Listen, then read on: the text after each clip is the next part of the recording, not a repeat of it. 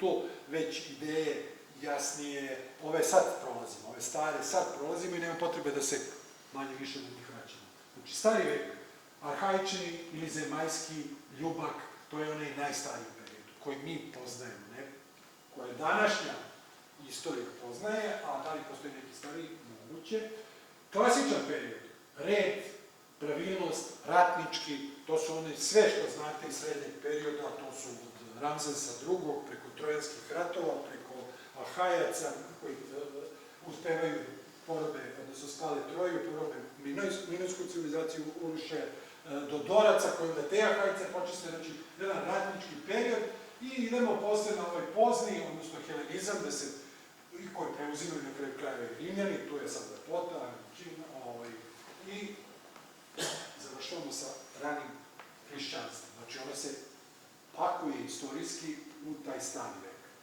Srednji vek, fundamentalizam, vidjet ćemo zašto. Novi vek, renesansa, na dve stolice, rana, visoka, nove ideje, manjerizam, barok, protivreformacija, sva raspoloživa sredstva i oružje, rokoko i tako dalje.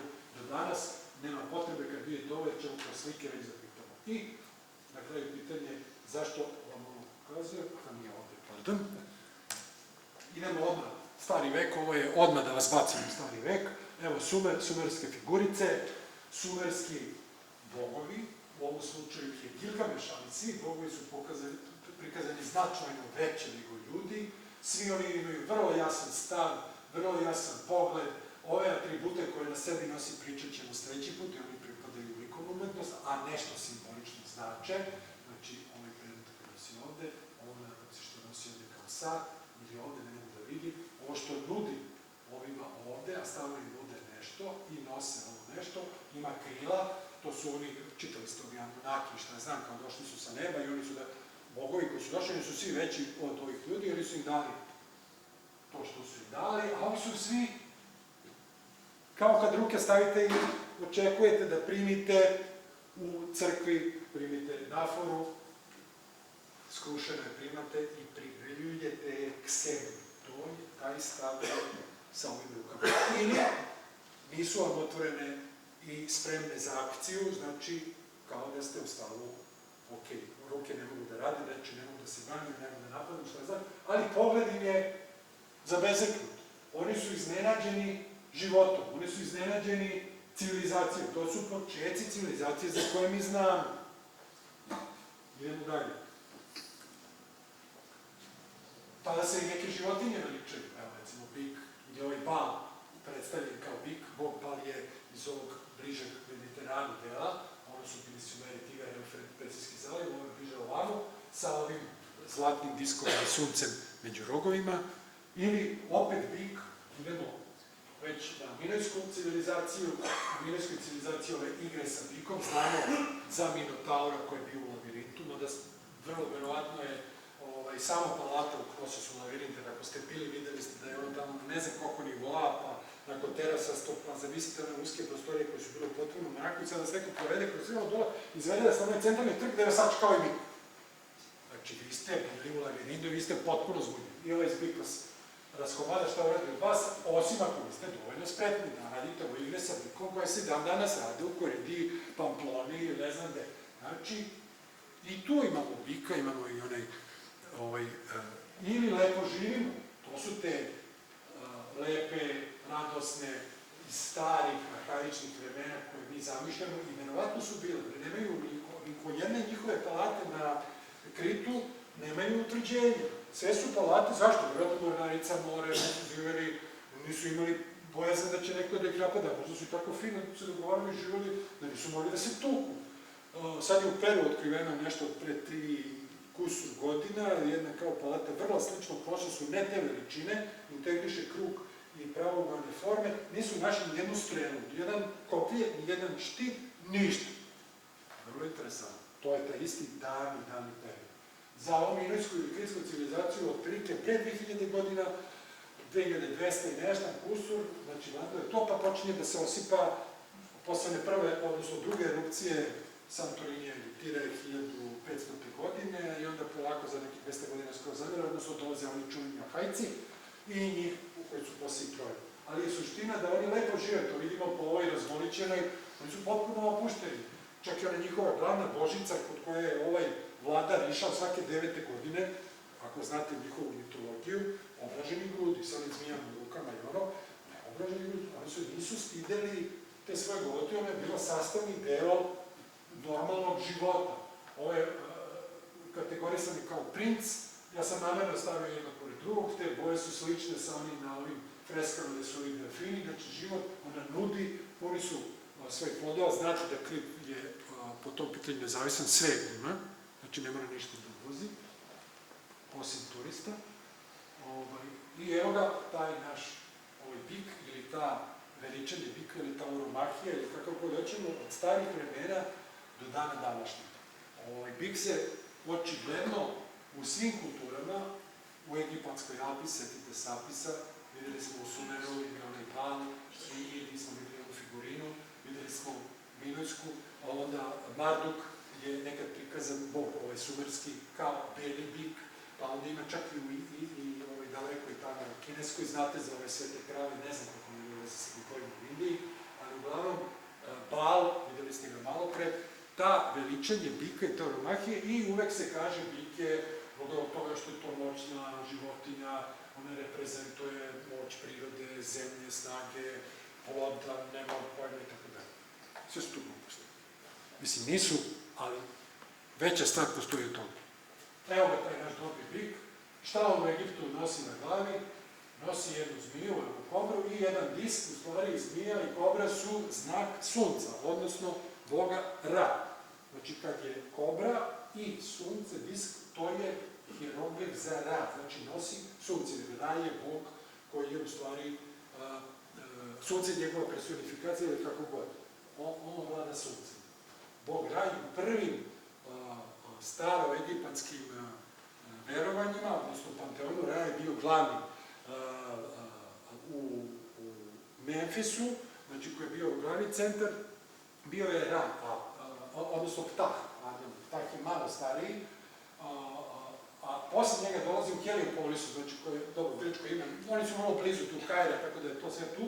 U tom Heliopolisu već se, kako ime samo kaže, grad sunca veliča Ra, ali se veliča i bik Apis, odnosno postoji hram baš za tog bika i oni su, kad umre jedan, taj glavni bik, onda išli, ko što traže malog Budu, tako i oni traže tog bika sa određenim, kako se zove, crno, mora da bude, crno, ali sa belezima, belim belezima i kad ga ugledaju i nađu, oni ga lepo presele u taj hram i on dole kad tu ima da jede, s oproštenjem sere i privode mu krave i on živi kao bogotac. Znači, on je tu tata mate, glavni dasak, a šta on radi? Kao ova figurine ili figure nosi ovo sunce između rogova. Ovo je iz poznijeg perioda, znači kad više nije bik bio glavna životinja u tom njihovom panteonu, nego je bio čovekoliki sa bikovom, ne znam kako se zove, ali oni dalje nose. To je ta ista uromahija koja se seli do današnjih dana, rekli smo, korida, pamplona i sve ostalo što vidimo s tom. Evo ovde lepo vidimo tu kobru, vidimo taj disk, ili vidimo ovde tu žutu boju, tu kobra već se izlizala među rogovima, ili vidimo ovoga delu, isto nosi ovu posudu gde su uložili vatru da bi izgledalo kao plamena lopte ili kugla, to sunce koje on nosi među rogovima. Evo ga ovde, fino položen, klanjaju mu se, nosi to sunce jutarnje, evo ga gore Ra, vidimo zbog one, i zbog krila, i zbog kobre, je iznad toga, znači to je jedinstvo i on učestvuje, taj bik učestvuje u celoj ovoj priči. On je sveta životinja, ili manje više ovde skoro i deizovan, jer nosi to sunce. Evo ga i na ovoj crtežu, ovde vidimo da je definitivno Bog, jer ima ova pera, zaboravljamo da se okočilo, ima ovde. Svako ko ima peru na glavi, znate ovde da je to Bog. Znači, ili je bogotvoren. Ako faraon ima, na principu samo bogovi nose, evo, prvo obličje Ra nije Horus, jer Horus je sin Izide i Ozirisa. On nema sunčeve, on je samo sokol. Znači oko sokolova, a ova je i sokol i nosi sunce na glavi, jer je on sunčani bog Ra. I u ruci drži ovaj amulet, jer je on uvek živ.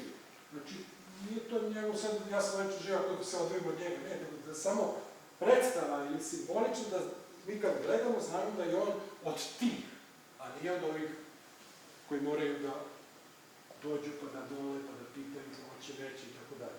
Ima ovu latinicu za žito i ovo su faraonski, inače,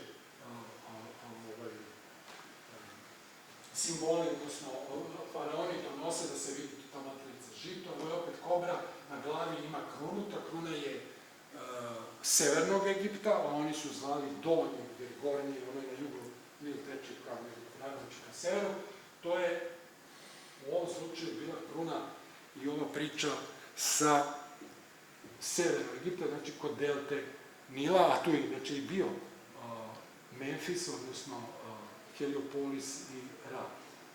Jedno, i to pričam priču oko 3000 godina pre nove ere kad počinje, pa sve do negde 2000 godina, onaj prvi prelazni period, i tu neki 200 godina prvi, i ustoličuje se srednje kraljestvo ili srednji period u egipatskoj umetnosti, istoriji, civilizaciji, čemu god, i tada počinje da vlada jedan druga životinja se nameće, a to je ovan, koja nosi ovog faraona, i u Panteonu se menja, odnosno menja se i društveni centar, umesto tog Memfisa, Heliopolisa, Teba ili Luksor, koji ste većine bili, postaje glavni centar, a on je na jugu, odnosno u gornjem Egiptu, oni postaju glavni, postaju jači, postaju značajniji, bogatiji, i hramovi koji se unutra u Tebi, odnosno u Luksoru, grade i u tom celoj toj su pretežno posvećeni ne onome, nego Bogu Amonu, to ste čuli,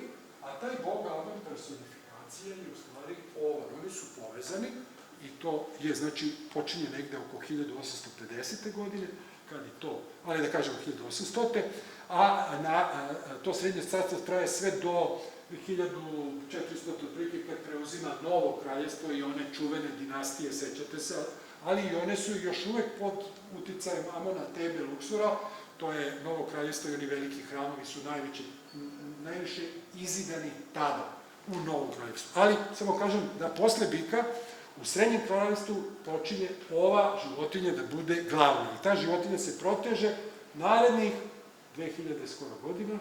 Evo je ovde u sličnom ovom duhu kao što smo malo kod bika, s time što je ovo Amon. Evo su mu pera, to je Amon, Bog Amon.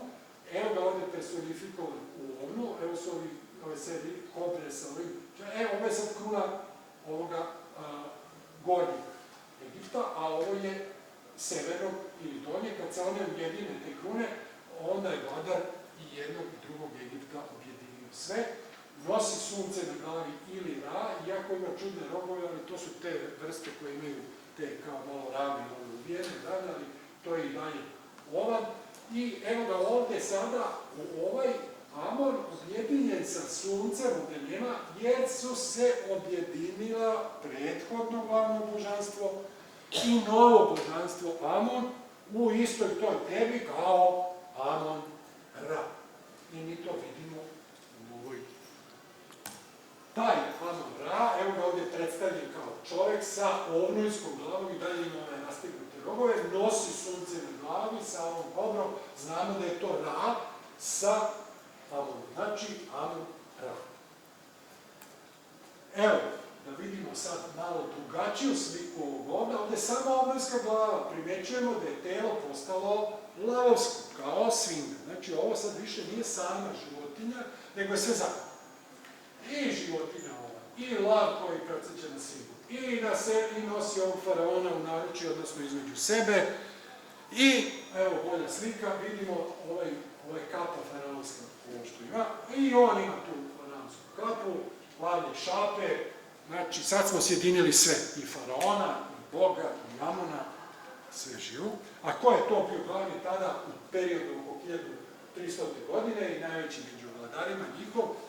Ramzes, koji preuzima opet ime Ra. Samo da pomenem da 19. dinastija pretežno ima imena Amenofis, Amenofis ili Amenhotep, znači Amen ili Tutmozis od drugog povrata, koji su isto jako borili, pošto on matematike, znanja i tako dalje pameti, a ove su svi Bože Da, inače, zaboravim se kaže, Amon je nevidljivi Bog, to je vrlo interesantno. A zašto je interesantno? Zato što nosi ono pera, lak je, nevidljiv, a postaje glavni, zato što Teba postaje glavna ili obrnuto, nisam siguran. I ta etimologija reči je direktno povezana sa ono što mi kažemo Amin, Amen, Amon. Jer to su sve izgovori ovoga ovdje, ne Boga, nego onog Boga, jer smo rekli da nema samoglasnika, nego ima samo M. A to M je onda dodavanje skoro čega god hoćeš i pominju se svi ovi, i Amon, i Amen, i Amen. Svi se pominju. Pošto on je vidljivi Bog. Hrišćanstvo na neki način preuzima to, jer on je taj koji se ne vidi, a smiruje. Jednu dobru sliku fino preuzima. Osim normalno Engleza, Amen. Ko to razume, svaka motost. Kakve veze ima Amen sa Aminom, Amonom, našim Aminom, ili sa njihovim Amenom, katoličkim, nije važno, ne znam. Ali i ovaj Ra na glavi ima obe krune, ima ovu kobnu koja govori da je on povezan sa božanstvom, ili već samo božanstvom, ima lažnu bradicu vezanu, koja podsjeća verovatno na one koji su bili sa bradom i uspostavili neka znanja, a mi to nećemo da priznamo. Pominje se onaj Erido što sam rekao i da su odatle možda dolazili neki Sumeri, oni Anunnaki i ostali sa bradama, pa ovi kačali posle bradice da to podsjeća, pošto prirodno nisu bili bradati.